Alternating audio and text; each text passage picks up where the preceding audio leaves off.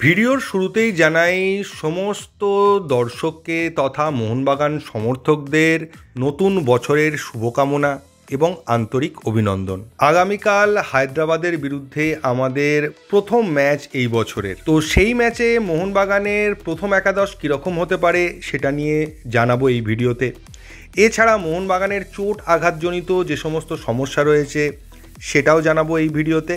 তো দেরি না করে শুরু করে দিচ্ছি আজকের ভিডিও শুরুর আগে প্রথমে অভিনন্দন জানাই সমস্ত বাংলার ফুটবল সমর্থককে। গতকাল আমরা সন্তোষ ট্রফি জিতে বাংলার ফুটবলের সাফল্যের সাথে 2024 সালের সাফল্যের মধ্যে আরও একটা পালক গুঁজে যেন 24 সালটা আমরা শেষ করলাম, এবং এই জয়ের সবথেকে বেশি কৃতিত্ব যার, তিনি আর কেউ নন, সঞ্জয় সেন। তার কোচিংয়েই বাংলা আবার সন্তোষ ট্রফি জিতল, এবং ম্যাচটা ছিল প্রচণ্ড উত্তেজনাপূর্ণ ম্যাচ। লাস্টের দিকে ইনজুরি টাইমে প্রথম গোল করে এগিয়ে যায় বাংলা, তখন প্রায় জয় নিশ্চিত ছিল, কিন্তু তারপরে গোলকিপারের একটা মিস্টেকের জন্য পেনাল্টি বক্সের মধ্যে ইনডাইরেক্ট ফ্রিকিক পায় কেরালা। তখন মনে হয়েছিল যে ম্যাচটা হয়তো বাংলার হাত থেকে বেরিয়ে যেতে চলেছে, বা আবার ড্র হয়ে এটা এক্সট্রা টাইম টাই ব্রেকারের দিকে এগোতে চলেছে, কিন্তু সেখান থেকে আলটিমেটলি গোল করতে পারে না কেরালা, এবং সেখান থেকে বাংলার জয় নিশ্চিত হয়ে যায়। এবং সঞ্জয় সেনের পাশাপাশি বাংলা দলে খেলা প্রত্যেক ফুটবলারকে জানাই আন্তরিক অভিনন্দন তাদের এই জয়ের জন্য।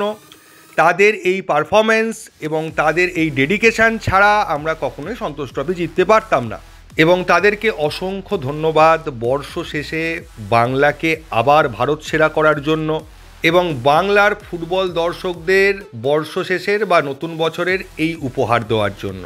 এবার যদি মোহনবাগানে ফিরে আসি, তাহলে মোহনবাগানের আগামীকালের ম্যাচের প্রথম একাদশ কী হতে পারে। আপনারা সকলেই জানেন যে আপুইয়া, দিমিত্রি পেট্রাটস এবং আশিক কুরুনিয়ান এই ম্যাচে অ্যাভেলেবেল থাকবে না বলেই খবর রয়েছে।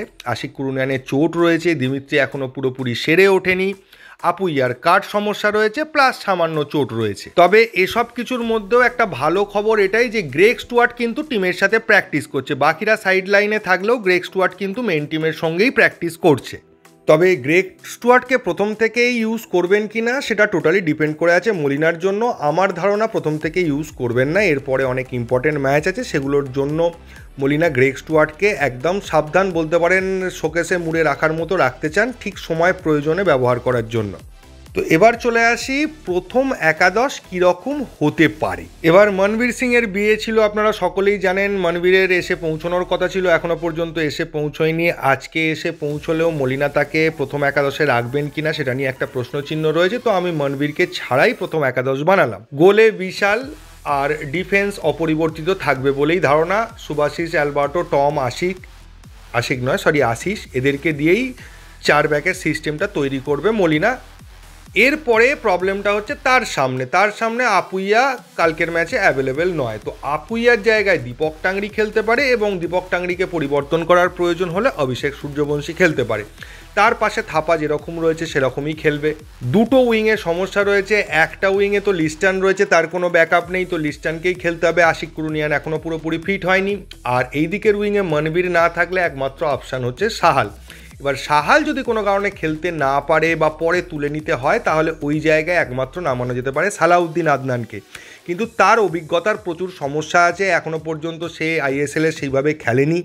তো স্বাভাবিকভাবেই তাকে কতটা ইউজ করলেও শেষের দিকে বা ম্যাচ আমাদের ফরে থাকলে এরকম সময় তিনি তাকে ইউজ করতে পারেন, অথবা কোনো কারণে যদি ম্যাচ ড্র হয় তখন তাকে নামিয়ে একটা চমক দেওয়ারও চেষ্টা করতে পারেন মলিনা। এছাড়া মাঝখানে সেন্ট্রাল অ্যাটাকিং মিডফিল্ডারের জায়গায় গ্রেগ স্টুয়ার্ট তো অবশ্যই ফার্স্ট চয়েস, তবে আমার মনে হয় গ্রেগ স্টুয়ার্টকে প্রথম থেকে খেলাবেন না, জেসন কামিন্সকে দিয়েই শুরু করতে পারেন, কারণ আগের দিন জেসন কামিন্স মোটামুটি ভালোই খেলেছিল, এবং সামনের দিকে জেমি ম্যাকলারেন একমাত্র স্ট্রাইকার নামবে। এবার এটা হতে পারে যে পরের দিকে জেসন কামিন্সকে সামনে জেমি ম্যাকলারেনের জায়গায় দিয়ে গ্রেগ স্টুয়ার্টকে পেছন থেকে নিয়ে আসতে পারেন, সেটা ম্যাচের প্রয়োজনে। অবশ্যই ম্যাচের প্রয়োজন ছাড়া আমার মনে হয় না যে গ্রেগ স্টুয়ার্টকে এই ম্যাচটা খেলানোর রিস্ক তিনি নেবেন। এছাড়া এই ম্যাচে খুব একটা পরিবর্তনের সম্ভাবনা কিন্তু আমি দেখতে পাচ্ছি না যে এই দুটো জায়গায় পরিবর্তন করতে হবে, এবং 3টে প্লেয়ার ইনজিওর্ড, তার সঙ্গে একজন প্লেয়ার অ্যাভেলেবেল নয়, মোট 4টে প্লেয়ারের অভাব রয়েছে টিমের মধ্যে। ফলে খুব বেশি এক্সপেরিমেন্ট করার জায়গা আছে বলে আমার মনে হচ্ছে না। এবার হায়দ্রাবাদ টিম নিয়ে বলতে গেলে এইটুকু বলতে হয়, দেখুন মোহনবাগান যেহেতু ফুল স্কোয়াড পাচ্ছে না, প্রতি ম্যাচেই কেউ না কেউ ইনজিওর্ড বা চোট সমস্যায় ভুগছে বা কাট সমস্যায় ভুগছে, প্লাস প্রত্যেকটা ম্যাচে দেখা যাচ্ছে কোনো না কোনো প্লেয়ারের পারফরমেন্সের ঘাটতি দেখা যাচ্ছে। কিছু প্লেয়ার অসাধারণ খেলছে, কিছু প্লেয়ার তাদের নর্মাল যোগ্যতা অনুযায়ী খেলতে পারছে না, আবার পরের ম্যাচে সে ভালো খেলছে। ফলে এই কম্বিনেশনটা একসাথে হচ্ছে না যে 11টা প্লেয়ার তাদের 100% দিয়ে খেলছে বা আলটিমেটলি টোটাল ফর্মে খেলছে। এই সিচুয়েশানটা যেহেতু হচ্ছে না, তাই আমাদের কাছে কিন্তু প্রত্যেকটা ম্যাচই চাপ হতে চলেছে। এমনিতে সাধারণ অবস্থায় থাকলে হায়দ্রাবাদ ম্যাচ নিয়ে কোনো রকম চিন্তা বা ভয়ের কোনো কারণ আমাদের ছিল না, কিন্তু যেহেতু টিমটা পুরোপুরি অবস্থায় নেই বা পুরো টিম আমরা পাচ্ছি না, তাই আমি চাপ বলবো না, কিন্তু একটা পচা শামুকে পা কাটার মতো সিচুয়েশান কিন্তু আছে। অতিরিক্ত আত্মবিশ্বাস হয়ে যে সামনের দিকে আমার হায়দ্রাবাদ রয়েছে, সামনে অসুবিধে কিছু নেই, ওকে তো যাবো আর হারিয়ে দিয়ে চলে আসবো, এইরকম মানসিকতা নিয়ে খেললে কিন্তু ভুল হওয়ার সম্ভাবনা বেড়ে যাবে এবং তার ফলে একটা সামান্য ভুলের জন্য আমরা পয়েন্ট নষ্ট করতেও পারি। যেহেতু খেলাটা ফুটবল, ওইভাবে বলা যায় না। এখানে প্রত্যেকটা টিম নিজেদের প্রমাণ করার চেষ্টা করছে এবং মোহনবাগান তাদের কাছে এমন একটা নাম যে মোহনবাগানকে হারাতে পারা মানে একটা ট্রফি জেতার মতো আনন্দ তারা পাবে এবং নিজেদের প্রমাণ করার একটা বিশাল বড় সুযোগ পাবে যখন সামনে মোহনবাগান থাকে। তো সেইটার জন্য অন্যান্য টিমগুলো একটা এক্সট্রা উদ্যম নিয়ে মোহনবাগানের বিরুদ্ধে খেলে।